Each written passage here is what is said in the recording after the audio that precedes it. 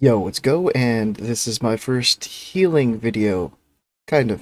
I've been trying out like a healing resto slash DPS spec, where I go all the way through the balance tree, get Starfall, and pump out some DPS while I'm in, human form, or Tauren form, and also pumping out some heals. I've only done 3 heroics on the beta, trying to heal and DPS, where I'm starfalling on cooldown, I'm pre-hotting the tank, which has only really been with DKs. I haven't tried with Warrior, Paladin, or Druid yet, only DK.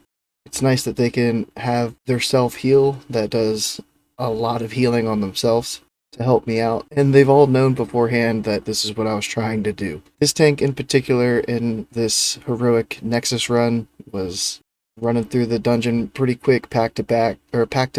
So I was struggling a little bit on my mana, but I think the more I play this spec and get used to it, the better I'll get at damaging and healing. I also have a spec for level 70 that I would like to try if I can end up finding a group. The beta's pretty light on population right now, but hopefully I can test this out at level 70. One of the main heals that I've been using level 80 is only learned at 80, and it's Nourish. It's a really quick cast, does really good healing. It can crit and do almost half of tank's HP bar. Won't have that at 70, but I think with Nax gear doing like normal dungeons, trying to level, this type of playstyle is probably going to be pretty viable. I think healers might be difficult to come by, especially on low pop servers for people that are trying to dungeon level. But even at level 80, trying to find healers for heroics could be a bit of a struggle too. So I want to have this spec kind of ingrained in my muscle memory so that if